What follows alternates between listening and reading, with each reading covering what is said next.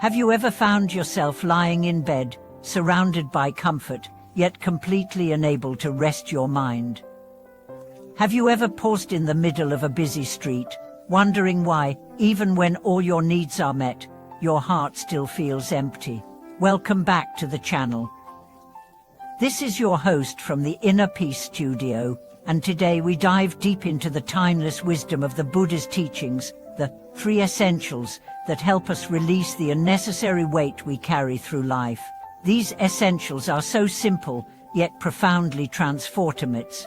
Eat only to stop hunger, wear clothes just to keep warm, and sleep to relieve fatigue. But do we really understand what that means?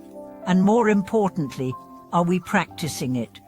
In today's video, we'll explore how to bring mindfulness and liberation into our everyday routines. You'll learn not only how to reflect on your relationship with food, clothing, and rest, but also how these basic needs, when misunderstood, become chains that keep us tied to suffering. Through vivid storytelling, real-life examples, and practical advice, we'll walk the path toward less desire, deeper satisfaction, and ultimately, inner freedom.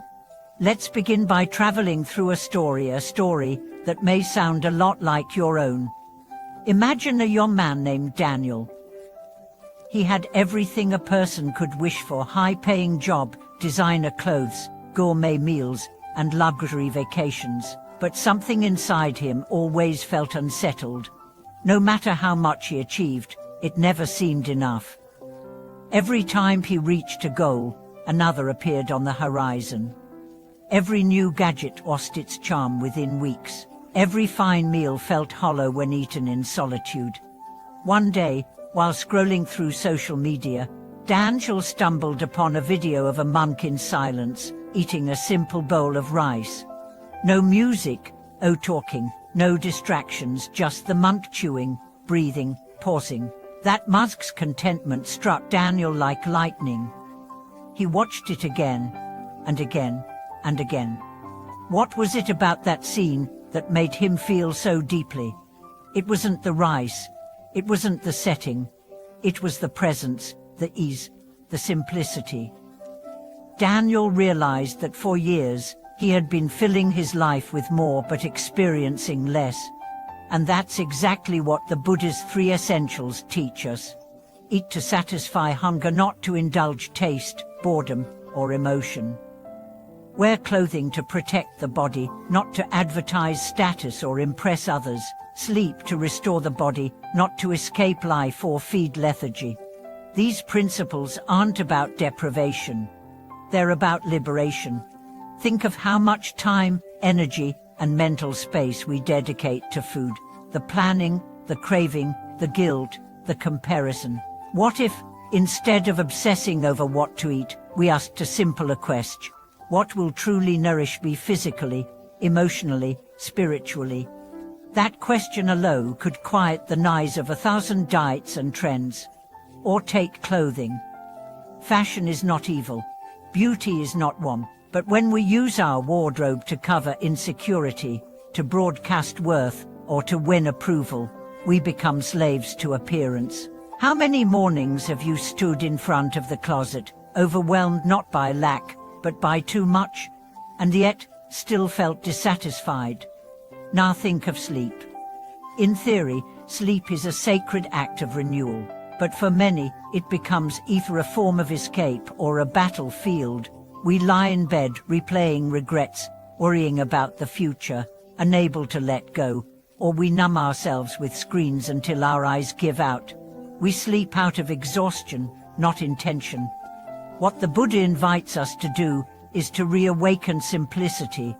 There's a Zen story of a master who, when asked what enlightenment was, said, "When I eat, eat.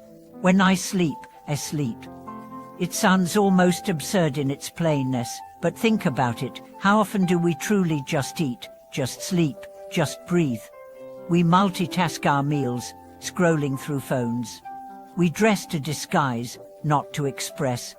We rest only after we've burned ourselves out, and then we wonder why peace feels so far away. But here's the hope: the path back to peace isn't complicated. It's ordinary. It's in the bite of bread you actually taste. It's in the jacket you wear without pretense. It's in the nap you take without guilt. Let me share another story, this time of Maura, a woman recovering from burnout. She'd built her life around performance. She was a high-powered lawyer, respected and feared. But her body began to break down. Panic attacks, insomnia, chronic fatigue.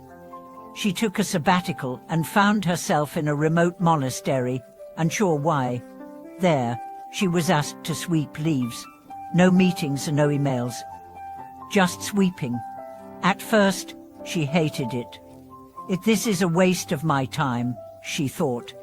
But after a week, something shifted. She began to notice the way the wind moved. The crunch of leaves underfoot, the rhythm of her breath. She realized she had spent years moving quickly, but never deeply. She ate simple meals, wore plain robes, and slept without sedatives, and slowly, she felt herself returning not to her old self, but to her real self. When she left, she didn't return to law.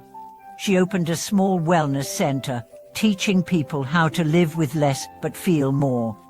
The Buddha's three essentials are not about rejecting modern life, they're about living it more mindfully. You don't have to become a monk to apply them. You just need to pause, reflect, and ask, am I using this, or is it using me? That applies to food, clothes, rest, but also to words, goals, even love. The more we simplify, the more space we create. Space for presence, space for clarity, space for joy. Because ultimately, freedom isn't about doing whatever you want, it's about wanting only what brings peace. And peace doesn't arrive with fanfare. It arrives in stillness, in awareness, in alignment with what is true and enough. As we dive deeper into the Buddha's three essentials, a larger truth emerges. Our restlessness isn't caused by a lack of things, but by an excess of desires. The world around us constantly tells us to acquire more success, more comfort, more validation. But if having more were the answer, why is our society more anxious, more lonely, and more exhausted than ever before? The wisdom of the Buddha flips the script. Instead of asking what else we can add to our lives, he challenges us to ask, what can we release? Let's go back to the principle of eating only to satisfy hunger. Think of how often we use food not to nourish, but to numb. After a stressful meeting, during a heartbreak, in front of a screen when we are lonely or bored, food becomes a distraction, a temporary escape. And yet, no matter how much we eat, the ache within remains. Now imagine sitting down for a meal in silence. No phone, no TV, oh rushing. Just you and the food. You feel the texture, smell the aroma. You chew slowly. You give thanks.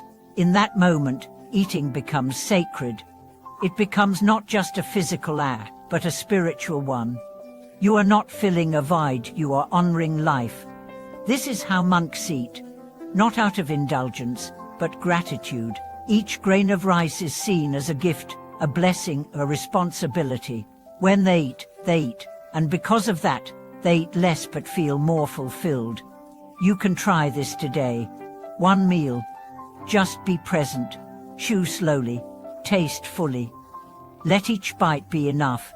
Now let's explore clothing. We often wear identities, not just fabrics. We wrap ourselves in brands, trends, and expectations. We ask clothes to do what only self-awareness can, make us feel worthy. But when the Buddha spoke of wearing clothes just to protect from cold and heat, he reminded us that our bodies are already sacred. We don't need to decorate them to own dignity. Simplicity in dress is not about dullness, it's about freedom. Freedom from comparison, freedom from consumerism, freedom from chasing approval. Think of Steve, a tech executive who once spent thousands on designer suits. Every morning was a fashion ritual: polished shoes, coordinated colors, perfect grooming. But deep down, he admitted to himself, I'm dressing to hide my fear of not being enough. After a silent retreat, she donated half his wardrobe, not to punish himself but to lighten the load. He started wearing simple, clean clothes, neutraless, no logos. At first, she felt exposed, but then liberated. People began noticing his presence more than his outfits, and she realized when we stop performing, we begin connecting. What about rest? Oh, sleep, the most abused essential. We sabotage it with caffeine, stress, screens, and endless scrolling. We see sleep as a weakness, a luxury, something to squeeze between tasks. But our bodies are not machines. They are sacred vessels that need care. The Buddha taught that sleep should be just enough to refresh, not indulge laziness. Not too much, not too little. Like tuning an instrument, tighten too much and it breaks, loosen too much and it loses tone. Let's imagine Honor, a mother of two, who stayed up late cleaning, working, then mindlessly watching TV. She called it me time, but woke up exhausted. Her body ached, her mind raced, her joy dimmed. A therapist asked her, "What if rest isn't selfish but sacred?" That question changed her life. She began winding down with candlelight, journaling before bed, placing her phone in another room. She gave herself permission to sleep, not escape life, but embrace it more fully the next day. Soon, she found herself more patient with her kids, more creative at work, more alive. When we treat sleep with reverence, it rewards us with clarity. These three essentials, food, clothing, rest, might seem basic, but they're the foundation of freedom. Because when we are no longer enslaved by hunger for more, when we stop outsourcing our worth, when we begin to truly care for our being, we return to the essence of life itself. This is the path of the wise. Not to hoard, but to release. Not to numb, but to feel. Not to impress, but to express. And not to escape life, but to embody it. The Buddha wasn't teaching austerity. He was teaching alignment. He wasn't asking us to suffer. He was showing us where our suffering comes from and how to let it go. So next time you feel restless, pause. Ask yourself, am I feeding my body or my emptiness? Am I dressing for warmth or for worthiness? Am I sleeping to restore or to avoid? Your honest answers will reveal your path. And remember, the goal isn't perfection. It's presence. You will forget. You will slip. That's okay. Just begin again.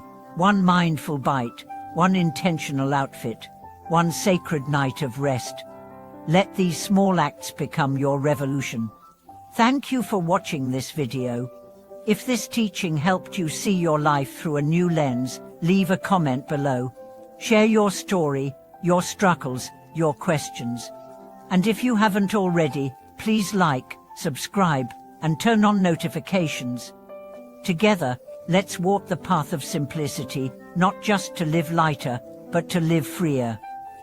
Until next time, breathe deeply, rest kindly, and remember you are already enough.